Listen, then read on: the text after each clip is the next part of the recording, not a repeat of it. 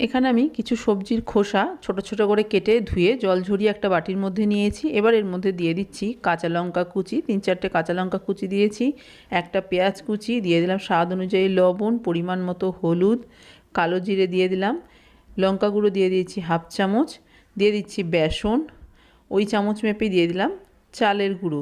এবার এই সব কিছু ভালো করে মেখে নেব, তবে জলের ব্যবহার এখানে কিন্তু করব না, জল ছাড়াই এটা মেখে নিতে হবে, একটু শুকনো শুকনো করেই। দেখুন জল ছাড়া শুকনো শুকনো মেখে নিয়েছি। এবার আমি এগুলোকে ভেজে নেব। তার জন্য দেখুন কড়াইয়ের মধ্যে বেশ কিছুটা সর্ষের তেল গরম করে তার মধ্যে সমস্ত মিশ্রণটা দিয়ে এইভাবে নেড়ে চেড়ে বারবার এরকম ছড়িয়ে ছড়িয়ে দিয়ে ভেজে নিতে হবে।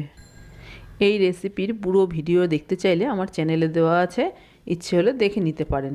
দেখুন বারবার নাড়াচাড়া করে বেশ লাল করে ভেজে নিয়েছি। তৈরি হয়ে গেছে আমার আজকের রেসিপি সবজির খোসা ভাজা। গরম ভাতের সাথে কিন্তু খেতে দারুণ টেস্টি।